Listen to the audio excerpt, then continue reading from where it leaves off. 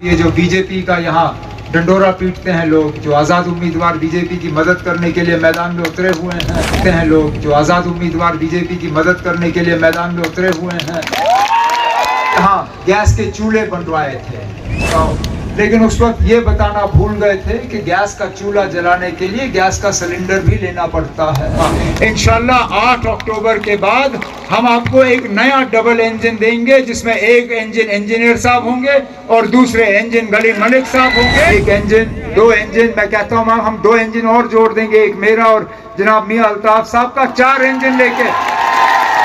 लोगों ने पार्लियामेंट के इलेक्शन में दिखाया कि बीजेपी को किस तरह हराया जा सकता है, ताकि कल को दोबारा हमारी हुकूमत बने और इंशाल्लाह उस हुकूमत में जनाब गनी मलिक साहब को भी हम अच्छा सा दर्जा दें, ताकि वो भी, क्योंकि आपने अक्सर बेशतर टीवी और रेडियो के सुना होगा जब बीजेपी वाले कैंपेन करते हैं कि डबल इंजन होना चाहिए, मतलब कि दिल्ली में प्रधानमंत्री और यहाँ पे वजीर आला। हमने 10 साल से इनका डबल इंजन देखा ना, अब किसी न किसी सूरत में यहाँ डबल इंजन रहा ही रहा। डबल इंजन उनका हमने देखा, लेकिन उस डबल इंजन का गुलाबगढ़ के सरजमीन पे जरा सा भी फायदा नहीं हुआ। जो वोट नेशनल कॉन्फ्रेंस और कांग्रेस के उम्मीदवार को नहीं जाता है, आप मान के चलिए कि वो वोट जो है वो बीजेपी को मदद करने के लिए जा रहा है, कि वो वोट जो है वो बीजेपी को मदद करने के लिए जा रहा है। मंत्री ने कहा, वो कहते हैं कि अगर बीजेपी को कहीं 8-10 सीटों की कमी पड़ी तो यहाँ छोटी पार्टियों के साथ और आज़ाद उम्मीदवारों के साथ मिलकर हुकूमत बनाएंगे। इस बीजेपी से बच के रहना, इस बीजेपी से बच के रहना। नामजद उम्मीदवार इंजीनियर खुर्शीद अहमद साहब, नेशनल कॉन्फ्रेंस और कांग्रेस के यहाँ स्टेज पे बैठे हुए तमाम ज़ोमाए किराम, वर्कर हजरात, यहाँ आए हुए भाइयों बहनों बुजुर्गों नौजवान साथियों, आप सबको मेरे तरफ से अस्सलाम वालेकुम और आदाब।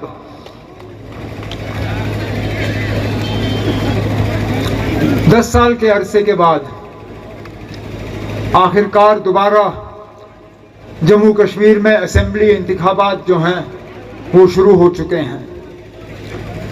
10 साल पहले जब इसी तरह यहाँ इलेक्शन चल रहे थे, उस वक्त मलिक साहब हमारे उम्मीदवार थे।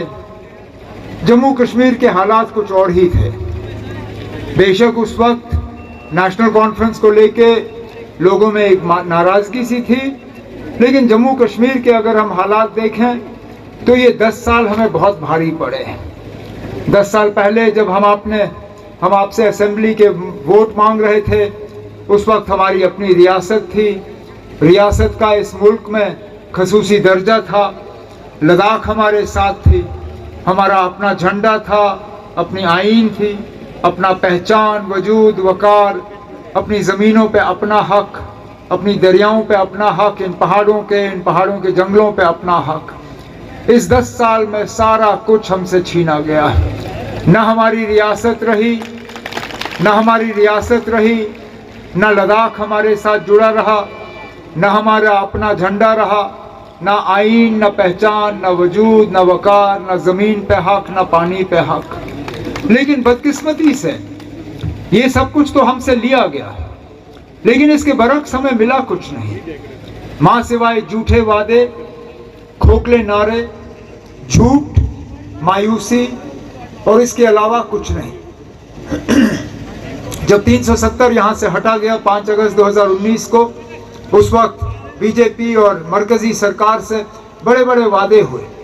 लोगों से ये कहा गया था कि आपकी तरक्की में अगर कोई रुकावट है तो वो 370 है, आपके बच्चों के रोज़गार में अगर रुकावट है तो 370 है, यहाँ फैक्ट्री आने में अगर रुकावट है तो 370 है, यहाँ बड़े बड़े पावर प्रोजेक्ट बनते नहीं बने क्योंकि 370 है, यहाँ पे सारा कुछ जो है बदल जाता, 370 ने रोका।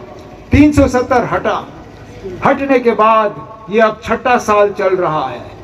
मैं मजबूर होता हूँ पूछने पे कि ठीक है ना, अब आपने ले लिया, लेकिन लेने के बाद यहाँ के लोगों को क्या मिला?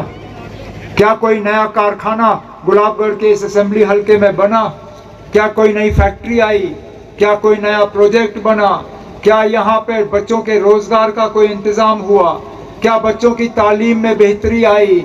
हर लिहाज से अगर आप देखें तो हम पीछे गए, हर लिहाज से हम पिस गए। ये वो दूर दराज इलाके हैं जहां नेशनल कॉन्फ्रेंस की हुकूमत में हम मौके पे इसी तरह हेलीकॉप्टर उतार के डीजी साहब को भेजा करते थे, और वहां पे डीजी भर्ती का पुलिस में सिलसिला रहता था, वहां कैंप लगती थी, बच्चों का लाइन लगता था। अगर छाती बराबर, कद बराबर, तो डीजी साहब मौके पे वहां दस्तखत करके बच्चों को पुलिस में दाखिल करते थे। आज 10 साल हो गए, हमने कहीं पे डीजी भर्ती नहीं देखी। हमने यहाँ पे सरकारी मुलाजमत नौजवानों को मिलते हुए नहीं देखा। हमने नेशनल कॉन्फ्रेंस ने अपने मंशूर में वादा किया है कि अगर आपके वोटों और आपकी दुआओं के नतीजे में 8 अक्टूबर के बाद हमारी हुकूमत बनी तो चंद दिनों के अंदर हम कम से कम 1 लाख नौजवानों को सरकारी मुलाजमत लगाना शुरू करेंगे। हम इन दूर दराज इलाकों में दोबारा डीजी को हेलीकॉप्टर में भेज के यहाँ डीजी भर्ती का सिलसिला शुरू करेंगे। कौन सा ऐसा चीज है जिसको लेके हम परेशान नहीं हैं? तो ठीक है, बड़ी लड़ाई हम मरकज के साथ 370 के लिए लड़ेंगे, अपनी रियासत का दर्जा वापस हासिल करने के लिए लड़ेंगे, लेकिन जो रोजमर्रा के हमारे मुतालबे हैं, परेशानियां हैं, उनका भी इन पिछले 8-10 सालों में इलाज नहीं हुआ। हमारे उम्मीदवार साहब ने अपनी तकरीर के दौरान, गनी मलिक साहब ने अपनी तकरीर के दौरान यहाँ बिजली के हवाले से बात की, और अफसोस इस बात का कि हमारी दरियाओं का इन्होंने जरा सा भी इस्तेमाल नहीं किया बिजली हासिल करने के लिए। आज 8-8, 10-10, 12-12 घंटे बिजली का कट, और बिजली की फीस आज आसमान में। मेरे दौरे हुकूमत में जब गनी मलिक साहब मेरे साथ मिनिस्टर थे, जब मियां अल्ताफ साहब मिनिस्टर थे, महीने का बिजली का बिल 150, 200, 250 रुपए महीना, उससे ज्यादा नहीं। आज बदकिस्मती से इन तमाम कट्स के बावजूद बिजली का बिल इन देहात के इलाकों में कम से कम महीने का आपका 1650 रुपए है। आमदनी आपकी 1500 होगी, आमदनी 1500 होगी, लेकिन बिजली का बिल जो है 1650 रुपए से कम नहीं। हमने अपने मंशूर में आपसे वादा किया है कि इस बोझ को कम करने के लिए, इस दबाव को कम करने के लिए इंशाल्लाह हम 200 यूनिट मुफ्त बिजली आपको फराहम करना शुरू करेंगे, ताकि कम से कम ये जो बिजली का खर्चा आपके ऊपर हो उसको हम कम कर सकें। यहाँ पे रोजगार के हवाले से मैंने बात की, बिजली के हवाले से बात की, सेहत का निज़ाम बिगड़ा हुआ है, हमने दोबारा अस्पताल अपने कायम करने हैं। यहाँ पे गनी मलिक साहब ने सड़क के साथ जो है शुपैया के साथ इस इलाके को जोड़ने, दमाल हांजीपुरा के साथ जोड़ने की बात की, और इंशाल्लाह इस प्रोजेक्ट को भी हम दिल्ली से मंजूरी दिलवा के इस पे जो है काम जल्दी से करवा के इसको हम मुकम्मल करवाएंगे। इसी तरह अगर हम राशन की बात करें, मुझे अपना दौर याद है जब यहाँ राशन कार्ड के जरिए मिट्टी का तेल आपको फराहम किया जाता था, जब राशन कार्ड के जरिए आपको चीनी दी जाती थी, जब राशन कार्ड के जरिए राशन का स्केल इतना होता था कि उससे आपका गुजारा हो जाता था। आज राशन कार्ड में आपको चीनी नहीं मिलती, राशन कार्ड में आपको मिट्टी का तेल नहीं मिलता, और राशन का स्केल उतार के इन्होंने 2.5 या 3 किलो रखा हुआ है, उससे ज़्यादा आपको नसीब नहीं, और ये कहते हैं आप उससे गुजारा करो।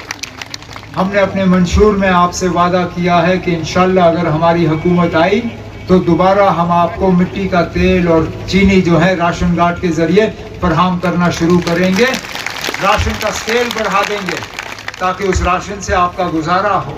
इसी तरह वज़ीर आज़म साहब, ये जो बीजेपी का यहाँ डंडोरा पीटते हैं लोग, जो आज़ाद उम्मीदवार बीजेपी की मदद करने के लिए मैदान में उतरे हुए हैं, इन्होंने वज़ीर आज़म के ज़रिए यहाँ गैस के चूल्हे बनवाए थे।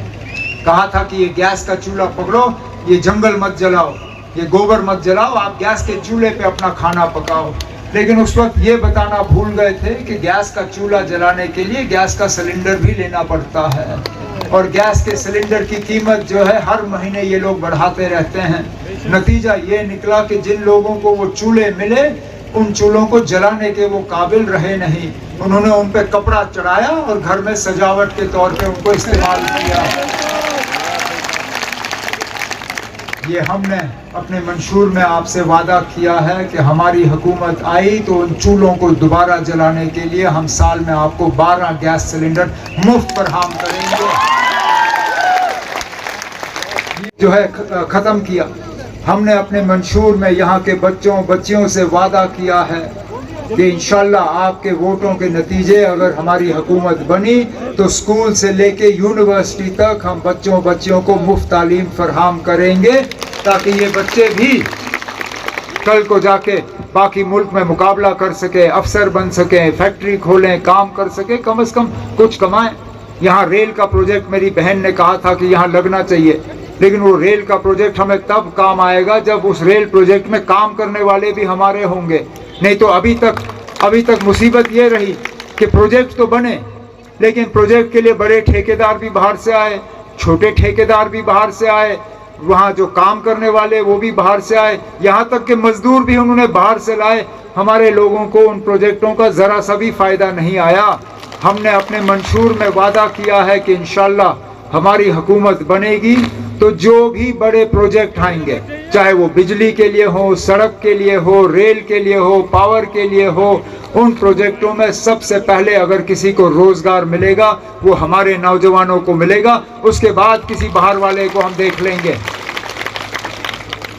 लेकिन ये सब तब मुमकिन होगा अगर कि हम अपने वोट का सही इस्तेमाल करें। आप लोगों ने पार्लियामेंट के इलेक्शन में दिखाया कि बीजेपी को किस तरह हराया जा सकता है।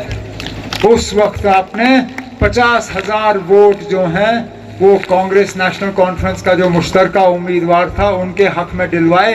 बीजेपी को यहाँ सिर्फ 12,000 के आसपास वोट मिले। मैं चाहता हूँ कि इस इलेक्शन में भी हमारे जो इंजीनियर साहब यहाँ हमारे उम्मीदवार हैं वो भी इतनी ही बड़ी मार्जिन से यहाँ से कामयाब होके जाएं, ताकि कल को दोबारा हमारी हुकूमत बने और इंशाल्लाह उस हुकूमत में जनाब गनी मलिक साहब को भी हम अच्छा सा दर्जा दें, ताकि वो भी,